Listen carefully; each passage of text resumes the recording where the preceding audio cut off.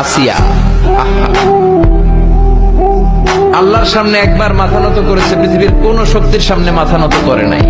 আসিয়াকে, আসিয়া এবং ফেরাউনের finance minister, অর্থমন্ত্রীর বিবি লুকিয়ে কালিমা পড়েছে, সাইয়েদনা মূসা আলাইহিস সালামের উপর ঈমান এনেছে। ফেরাউন শুনে দুইজনকে ডেকে নিয়ে আসলো। অর্থমন্ত্রীর বউয়ের সাথে দুধের বাচ্চা, বলল দুইজন নাকি ঈমান এনেছো লুকিয়ে লুকিয়ে, এক আল্লাহরে ছাড়ো, আমি ফেরাউনরে সেজদা দাও। এরা বলল জীবন যাবে কিন্তু ঈমান যাবে না, জীবন দিব কিন্তু ঈমান দিব। প্রথমে ধরলো অর্থমন্ত্রীর বউকে, তাড়াতাড়ি আমার পায়ে সেজদায় লুটিয়ে পড়ো। সে বলে না, জীবন যাবে ঈমান যাবে না। বললো তাই নাকি, দেখি তোমার ঈমানের কত পাওয়ার। জল্লাদরে বলল কড়াইয়ের ভেতরে আগুন গরম করো, তৈল গরম করো, দুধের বাচ্চাটারে টেনে নিয়ে তেলের মধ্যে ছেড়ে দাও। কল্পনা করতে পারেন? দুধের বাচ্চাকে মায়ের বুক থেকে ছিনিয়ে নিয়ে তেলের মধ্যে ফালাচ্ছে, বাচ্চাটা রোস্ট হয়ে যাচ্ছে, আর বাচ্চাটা বড় মানুষের মতো মাকে বলছে, মা চিন্তার কারণ নাই, এটা উত্তপ্ত তেল নয়, এটা জান্নাতের বাগান। ভয় নাই মা, তুমি চলে আসো, তুমিও লাফিয়ে পড়ো, শাহাদাতের পেয়ালা থেকে মিষ্টি সুধা পান করো।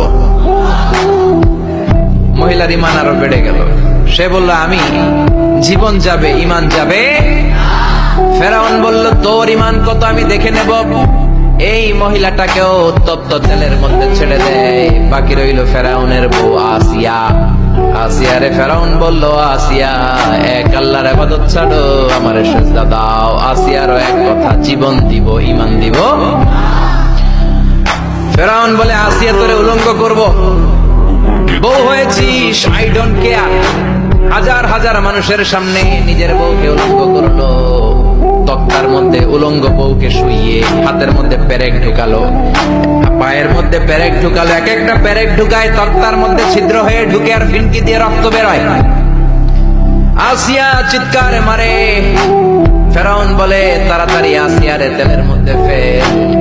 আল্লাহ বললেন জিব্রাইল যা, জান্নাতটা তুলে নিয়ে আসিয়ার চোখের সামনে ধর, আমার আসিয়া জান্নাত দেখে দেখে যেন আমার কাছে আসে।